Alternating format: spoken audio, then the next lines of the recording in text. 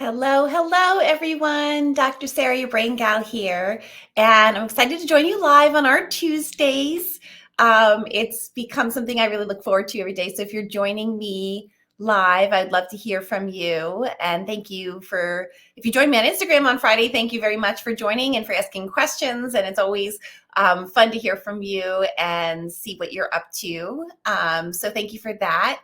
And today I thought I would talk a little bit about how to talk to your kids about war and about difficult topics in general, because it's really what's at the crust of the Raising Brains movement is really about not shying away from difficult topics, but using those as teachable moments to really move your kids' skills and abilities forward to try to grow these little brains instead of just maintain where they are. And so we learned over the pandemic, I'm sure many of you had this experience, that we really had to be teachers in addition to parents. We were used to sending our kids into school and for teachers doing this wonderful job with them. But over the pandemic, we kind of saw how much they actually need to learn and grow.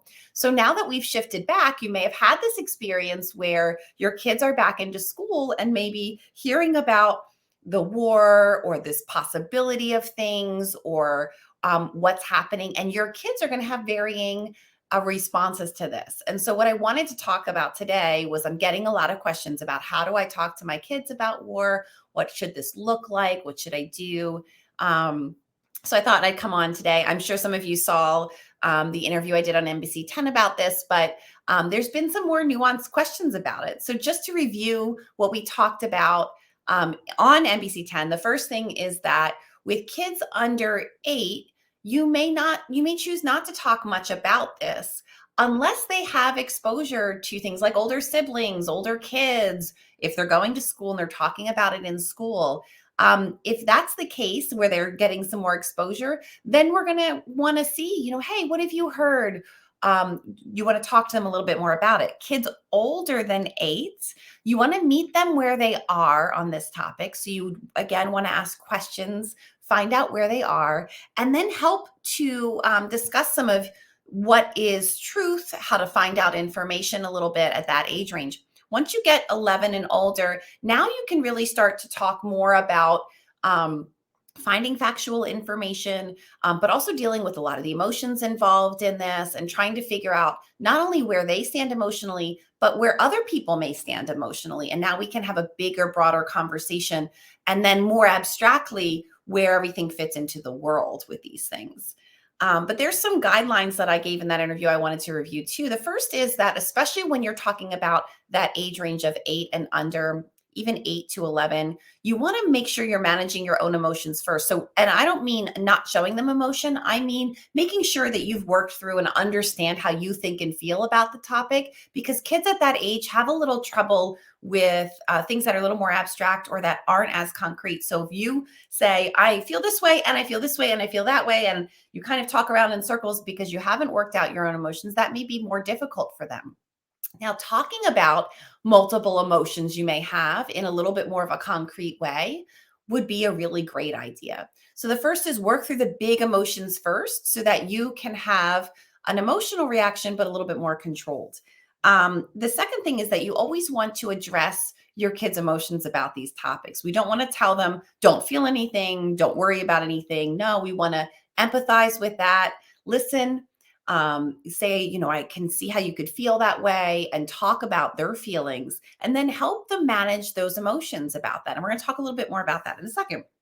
And then the other thing that I love to do during these big teachable moments, because this is, sometimes when bad things happen or difficult things are happening, one of the only things we really can do, and one of the things that are best for mental health, is to start to think about what can we take out of this that we can learn from it? What is our teachable moment here? And that's what I would really encourage you to do. Think about, what could my little brain learn? What can I teach my little brain about this topic or through this discussion that is going to be helpful to them? So maybe it's something like, there are things happening, but we are safe here. Maybe that's something that's really important to you. Maybe it's something more abstract, like, look, this is why we vote. We want everyone to have opinions, and we want to make sure that your opinion is heard, and so that what you think should happen is something that's more likely to happen. And maybe it's just something about being more worldly. Maybe that's the idea, is that, yes, this is our little bubble, but look at the things that are happening outside our bubble. You look at what's happening with other kids, and where are they going to school? Why are they in bunkers? What does that look like? And what might that experience be like for them? We're in a world now where kids actually do have some understanding of what happens when you think your life is going in one direction and then it makes that big sharp left turn.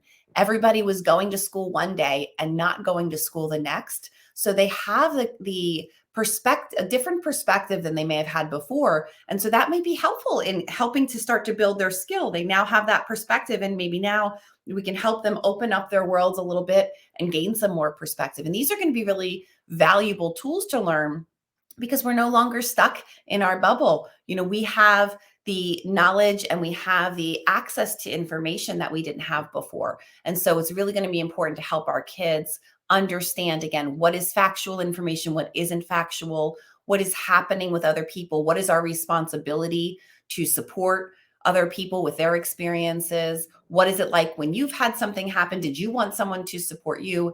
And those are big topics we can really discuss. And the last major comment I want to make about talking with your kids, especially about difficult topics, is that we have to meet kids where they are. So there is no one rule for this. And I'm big on this. When it comes to raising brains, it's about, what does your little brain need to learn? What can you teach your little brain? And this may be different for your different kids, not even just depending on age, but depending on personality style.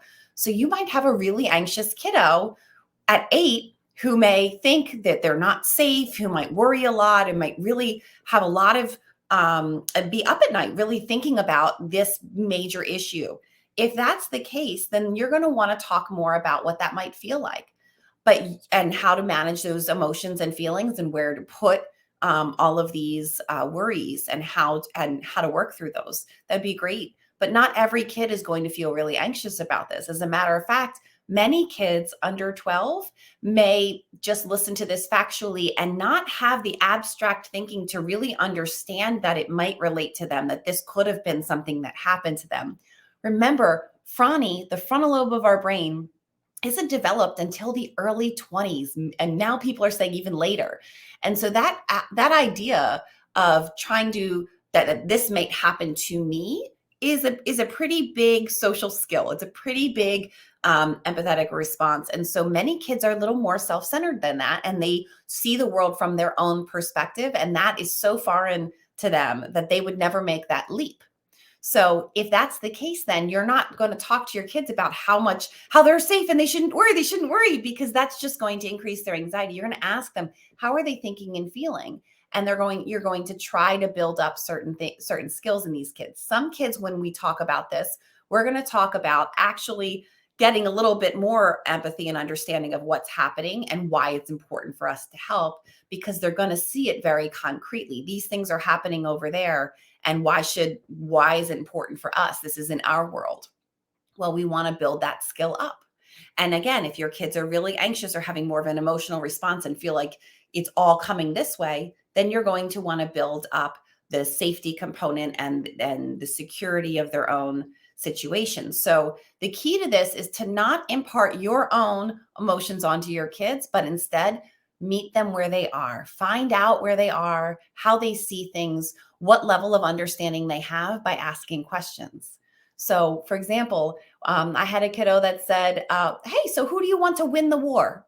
So what that tells me is that they really just understand this at a very concrete level, and that they see it kind of like their video game where someone wins and someone loses, or a game, like a football game, someone wins and someone loses. And so that tells me that we need to work through and really explain what's going on and what those nuances are, so that that child goes in with a better perspective about how to understand this complex situation that might be happening that he can't see or touch or feel, luckily, right?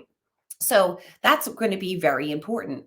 And then there might be other kiddos that would benefit from seeing a little bit more of what these kids are actually going through, what other people are actually going through so that they can decide how they want to support fellow members of the world, right? That's a really important thing for them to learn.